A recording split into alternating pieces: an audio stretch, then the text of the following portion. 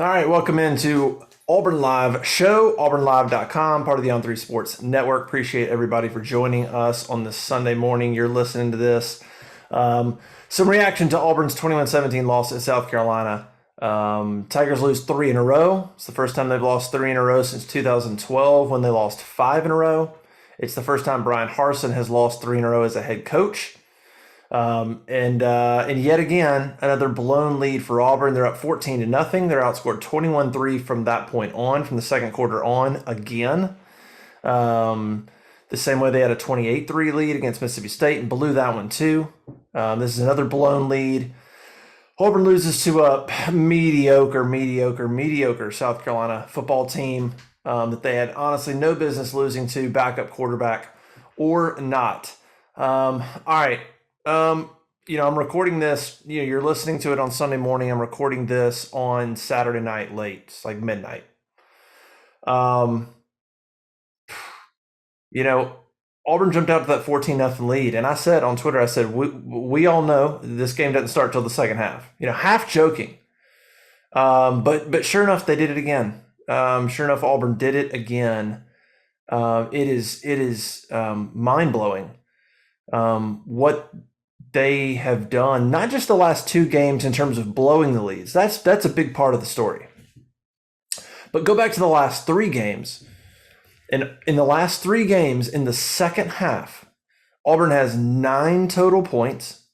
They have scored points on 2 of 18 possessions. 2 of 18 possessions they scored points on in the second half of the last 3 games. They've got like 3-4 fumbles. They got like 3 fumbles they've lost. They've thrown a pick. They've turned it over on downs twice. And honestly, if you go back one more game to the Ole Miss game in which they won, they didn't score an offensive touchdown in the second half of that game either. So really, you're talking about 12 total points in the second halves of the last 4 games combined. They were fortunate to win one of them, the Ole Miss game. Think about Ole Miss. Think about the second half of that game. I mean, Ole Miss goes for it on 4th down, doesn't get it. They're down there another time. Auburn picks them off in the end zone. If Auburn doesn't make a couple of those plays, they lose that game too. The South Carolina game, look, great start, 14-0. And then it just collapsed. Look, TJ Finley was 14 of 23 midway through the third quarter. He finished 3 of 9 down the stretch. He was fine. TJ Finley was fine. He didn't lose you the game. He didn't turn the ball over. He made one costly error on the fumble. 2nd and 4, Auburn going in, Auburn 2nd and goal to start the fourth quarter. And Finley fumbles that football. I'd have to go back and watch it. I'm pretty sure it was just a Finley drop ball. I don't think it was any kind of mistake on anybody else's part. I think Finley just dropped the snap. Huge mistake, big mistake. But other than that, Finley played fine. You know what I mean? He didn't lose you the game. He's not super accurate. He didn't throw a great deep ball. I mean, but again, first start on the road, he didn't lose you the football game. Not really. He was part of it. He wasn't really part of the solution necessarily, but he wasn't why Auburn lost. It was a lot of reasons why Auburn lost. But I talked about that fumble. Let's talk about a couple of those turning points in this football game. That was one. Actually, let's start with the first one, and that's 4th and 1. 3 minutes in the second quarter, 3 minutes till halftime. Auburn 4th and 1 from their own 35-yard line, leading 14-7. Decides to go for it. Now, I'm fine with going for it because you have a 6'7" quarterback. If you can't quarterback sneak it, 4th and 1, with a 6'7" quarterback like TJ Finley, who is athletic, you have no business playing football or even winning the game. If you can't quarterback sneak it for 1 yard with that guy, there is a big problem. Now, I'm not saying you go for it like on your own 10. I'm not saying you should get it whenever, so you just go for it whenever. No. But if you're going to go for it, 35-yard line, fine. Quarterback sneak it, get the first down. You still got 3 minutes remaining until halftime. You still got plenty of time to put a drive together and go get points. Or you could put a drive together and it could stall and you could punt. But at that point, you probably leave South Carolina with very little time, if any, to put a drive together and go get points. If you run another minute or so off the clock, let's say, and then you have to punt, you don't go anywhere, and then you decide, okay, now let's punt. You give South Carolina, maybe they got a minute and a half to go 70. It's just, they're probably not going to do it. Or you punt and you give Carolina the same thing. You decide to punt. Okay, fine. You're still giving them the ball 3 minutes, but you're at least making them go the field. So Auburn going forward, that's one decision, but I'm okay with that. I think most Auburn fans are okay with that. In that situation, the play call was garbage. Sorry, the play call was garbage. Brian Harsin defended it after the game, and look, that's been him and Mike Bobo's MO all year. They will come out of timeouts, out of turnovers, change of possession, and they will go for big shots. That's clearly a play. They thought, if there's a 4th and 1, we're going to get them lined up in a certain way. We're going to run a play action.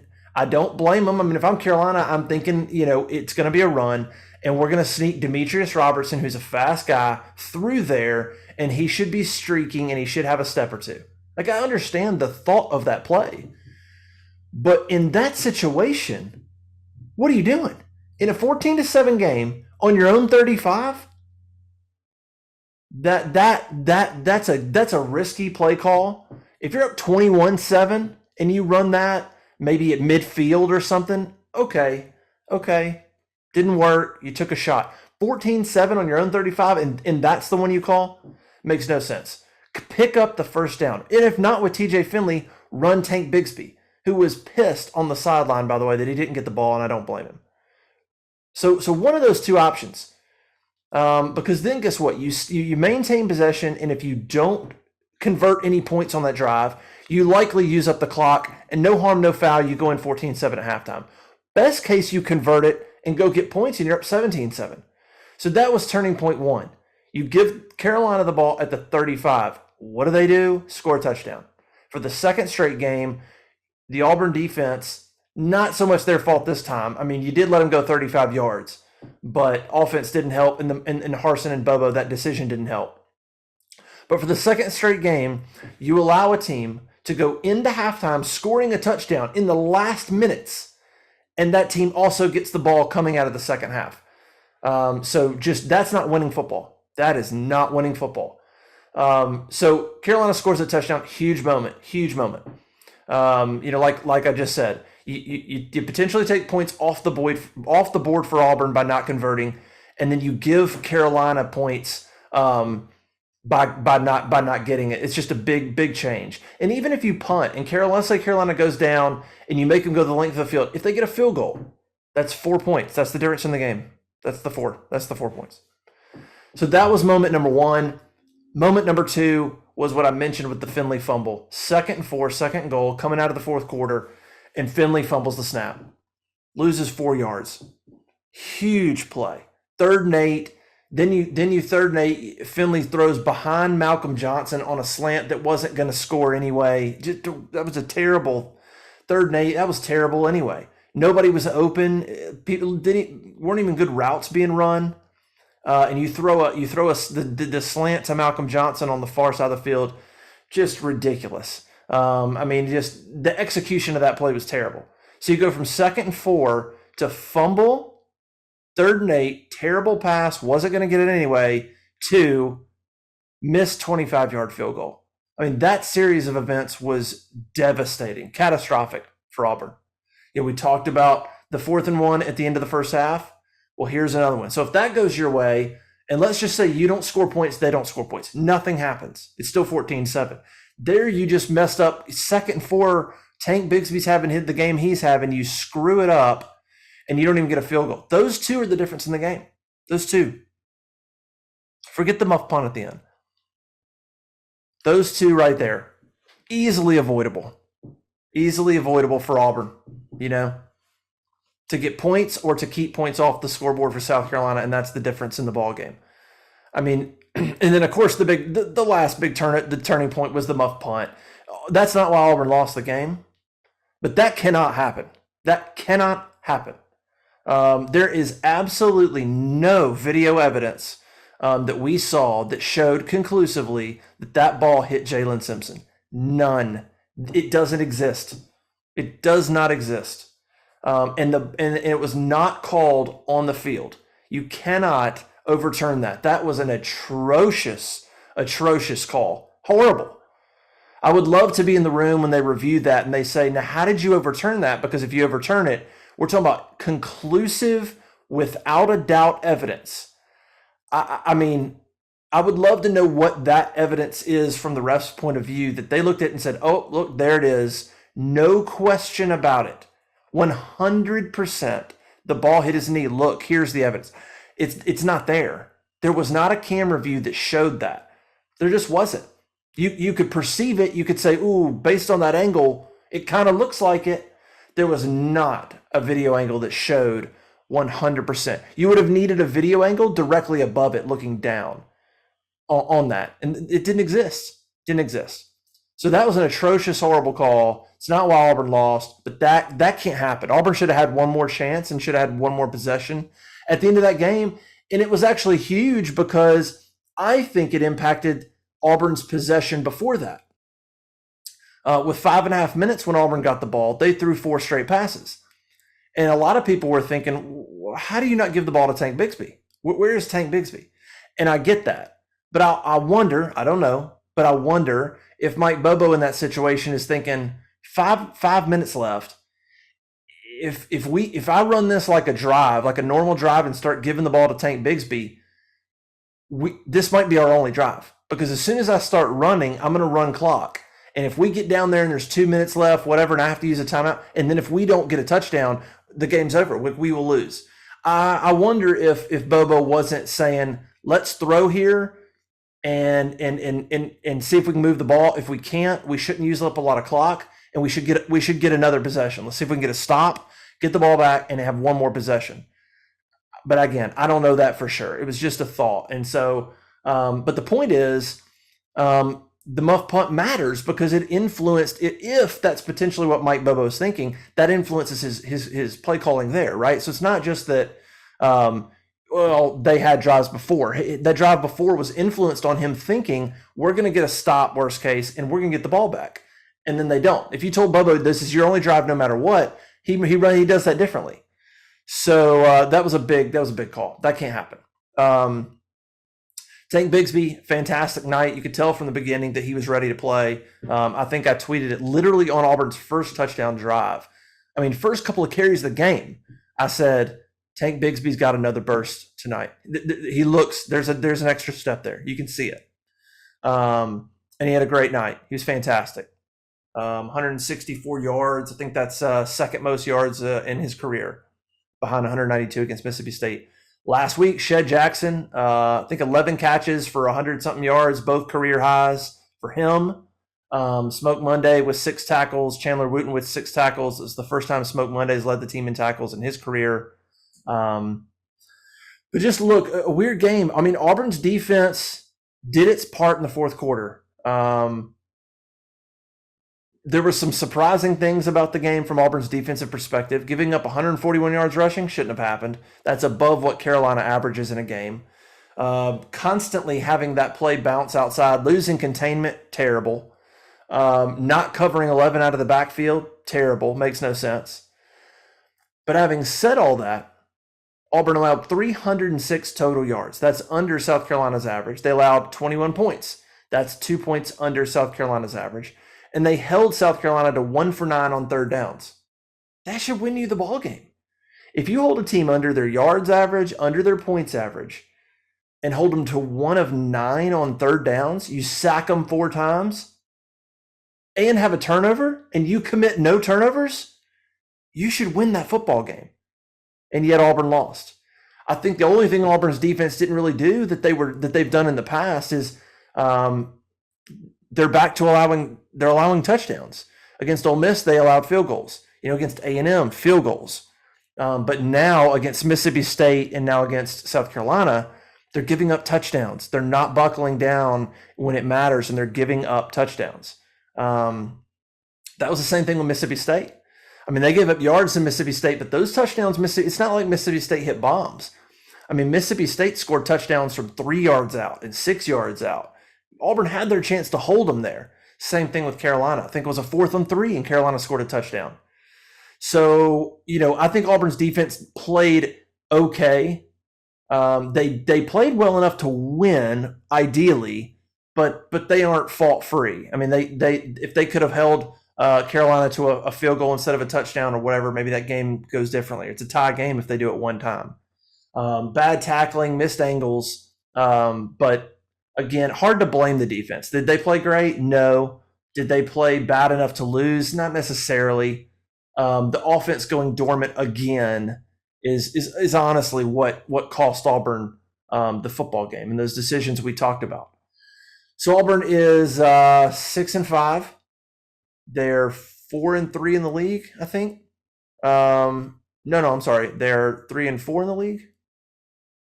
It's been a long night. Either way, they can't have a winning record in the league. That's the first time since maybe 18 that they won't have a winning record in the league. In a tough Alabama game coming up, they lose that game. They're 6-6, and not many Auburn fans travel to a bowl game. It's just a disappointing, deflating loss, and it's weird, honestly. For who Brian Harsin is, for what he preaches, what he believes in, these collapses are odd. In the beginning of the year, Auburn couldn't start well. You remember? Georgia State had to come back, losing at halftime. LSU, bad start. Penn State, bad start. And then they kind of turned that around. Great start against Arkansas. Great start against Ole Miss, Mississippi State. And now it's the finishes. The finishes are killing them. And so it's odd for Harsin, who preaches mental toughness and consistency and all those things. They're just not happening. And it's not like Auburn's not out there trying and the effort's not there. Just things are not going their way, and they're not playing winning football when it matters. That's the thing. Like we talked about, those few moments, if the thing goes differently and Auburn makes the right decision and plays winning football when it matters, they still win this game, even if it's ugly. And it just didn't go their way. All I can say is that was a bad loss for Brian Harsin. I know it's year one. I know it's a backup quarterback. And look, I like Brian Harsin, honestly. I like what he stands for. I like his potential to build a program. I think he's got what it takes to build a consistent program. But a big part of that's recruiting, and a big part of that's hiring, firing on the staff. We'll have to see what happens there. But as far as just how he wants to build a program, his vision, I like a lot of the things that he's saying and preaching and putting into place. I do. But that was not a great loss, because there's a lot of people that he's got to prove that to, and that was not a good one. That was not a good loss perception wise. Year one, backup quarterback, whatever. That was just not great. He needs a very good performance against Alabama. I don't think anybody's thinking Auburn's going to win. He needs a good performance. He needs a close game. I'm just telling you, it would go a long way. Otherwise, it's going to be a long offseason. All right, well, that's pretty much it. I mean, tough game for Auburn. Brutal loss. Let's see what kind of Iron Bowl crowd there is. Hopefully it's the Iron Bowl and it'll be good. Chandler Wooten says, look, it sucks, but it's a one-game season. He's right. It's a one-game season. Go play as well as you can against Alabama. See what happens. Full coverage, auburnlive.com. auburnlive.com. We have the aftermath. A lot of thoughts from myself on sort of takeaways from the game. Quotes, stats, and everything. Following the game, come be a part of the message board on the corner. That's just kind of my immediate reaction night of Auburn's loss to South Carolina, 21-17. South Carolina had never lost to Auburn since the 30s until last year in Columbia and now this year in Columbia. Literally had been in the 30s since South Carolina had beaten Auburn. They were like 1-10. And then now they've won 2 in a row in games, both games that Auburn had no business losing. No business losing. Last year it was turnovers. This year it was just odd decisions and bad decisions that didn't go their way. And now Auburn's lost 2 in a row to just not good South Carolina football team. So very disappointing for Auburn. Disappointing night. Brian Harsin's got to see what these teams all about. Got to rebound. You got Alabama coming in. You better have a good start in that one. Of course, they've had good starts before, so it doesn't really matter if they have a good start because there's a lot of game after that. The game didn't start until maybe the second or third quarter for Auburn. Anyway, thanks for joining us, auburnlive.com. We'll see you next time. Bye.